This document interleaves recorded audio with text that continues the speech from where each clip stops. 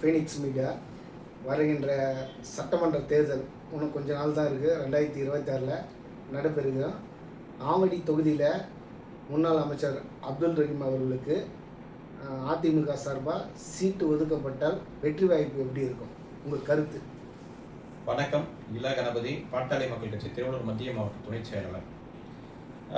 இந்த ஆட்சியில் பார்த்தீங்கன்னா இப்போ நடக்கிற இந்த திமுக ஆட்சி நடைபெறுகின்றது. ஆவடி நகராட்சியில் ஊழல்கள், முறைகேடுகள், எத்தனையோ புகார்கள், பராமரிப்பு பணிகள் வந்து சரியாக நடக்கிறது கிடையாது. நீங்கள் பார்த்துருப்பீங்க, பருத்தி கொட்டும் போது வந்து இப்போ நம்ம ஆவடி திருவேற்காடாக இருக்கட்டும், தண்டுரையாக இருக்கட்டும், சேக்காடாக இருக்கட்டும், இங்கே நிறைய விளையாட்டு பூங்காக்கள் வந்து இருக்குது. ஆனால் இதெல்லாம் பார்த்தீங்கன்னா பராமரிப்பு இல்லாமல் பழுதடைஞ்சு நிறைய பிள்ளைகள் விளையாட முடியாமல் இந்த லீவ் டைம்லலாம் வந்து நிறைய அவசரப்பட்டு பார்த்துருப்பீங்க.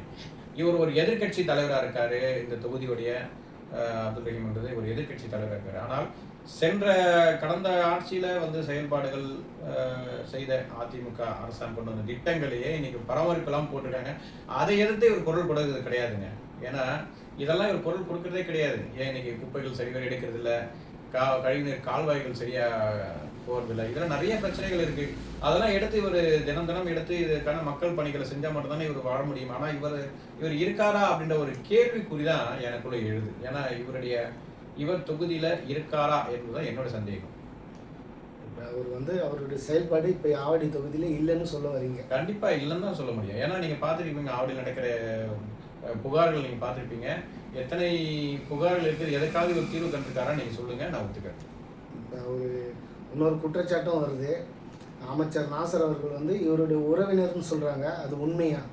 அந்த உண்மை நிரூபிக்கிற மாதிரி தான் இருக்கு. இவர் அமைதியாக இருக்கிறது பார்த்தீங்கன்னா நீங்க பார்த்துருப்பீங்க. இன்னைக்கு நகராட்சியில நம்ம ஒரு அப்ரூவ் வாங்கணும், ஒரு நகராட்சியில் வரி கட்டணும், புது வரி போடணும் அப்படின்னாலும் எல்லாத்துக்கும் நம்ம வந்து வரிக்கு வரி கொடுக்குற மாதிரி இன்னைக்கு நம்ம மக்கள் வந்து பணத்தை கொடுத்தா மட்டும்தான், ஏதாவது லஞ்சம் கொடுத்தால் மட்டும்தான் வேலை நடக்குன்ற மாதிரி வெளிப்படையாக நடக்குது. இதை ஒரு எதிர்கட்சியாக தலைவராக இருக்கவர் என்ன பண்ணியிருக்கணும், உடனே அந்த நகராட்சியை வந்து உடனடியாக முற்றுகையிட்டு போராட்டம், ஆர்ப்பாட்டம் சொல்லிட்டு தொடர்ந்து செஞ்சிருக்கணும். சும்மா ஏதோ பேருக்கு நம்ம கண். ஒரு காலத்தில் புரட்சி தலைவர் அம்மா இருக்கும்போது ஒரு குற்றச்சாட்டு வந்தால் மாவட்ட ஆட்சியர், அதுக்கப்புறம் மாநகராட்சி, நகராட்சி முன்பு ஆர்ப்பாட்டம்லாம் பண்ணியிருக்காங்க. இதே வந்து ரஹீம் அண்ணன் அவர் பலமுறை ஆர்ப்பாட்டம் பண்ணியிருக்காரு, கண்டித்து நாங்கள் பார்த்துருக்கோம். அவர் நகரமன்ற தலைவராக இருக்கும் போதும் துணைத் தலைவராக இருக்கும் போதும் அவருடைய செயல்பாடு சுறுசுறுப்பாக இருக்குங்க. மக்கள் பிரச்சனை எல்லாருமே ஏற்றுக்கொள்வாங்க அவரை. அவர் வந்து எந்த பகுதியில் ஒரு பிரச்சனைனா முன்னாடி ஒரு காலத்தில் போய் நிற்பாப்பல. புரட்சி தலைவர் அம்மா காலத்திலலாம் நாங்கள் பார்க்கும்போது ஓடி ஓடி வேலை செஞ்சுருக்காரு.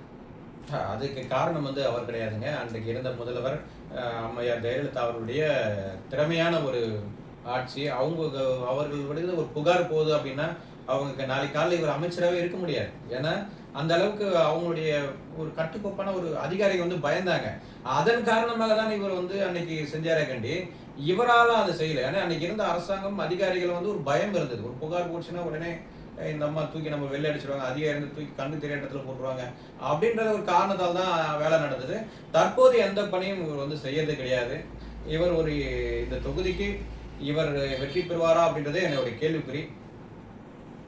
2026 தேர்தலில் வரப்போது முன்னாள் அமைச்சர் அப்துல் ரஹீம் அவர்கள் கண்டிப்பாக மக்களை சந்திப்பார். பழைய அப்துல் ரஹீம் அவர்கள் போல மக்களை சந்தித்து மக்கள் குறைகளை கண்டிப்பாக கேட்டறிந்து மாநகராட்சியில் நடக்கிற இதுவெல்லாம் கண்டிப்பாக தட்டி கேட்பார் ஒரு நம்பிக்கை இருக்குது அவருக்கு.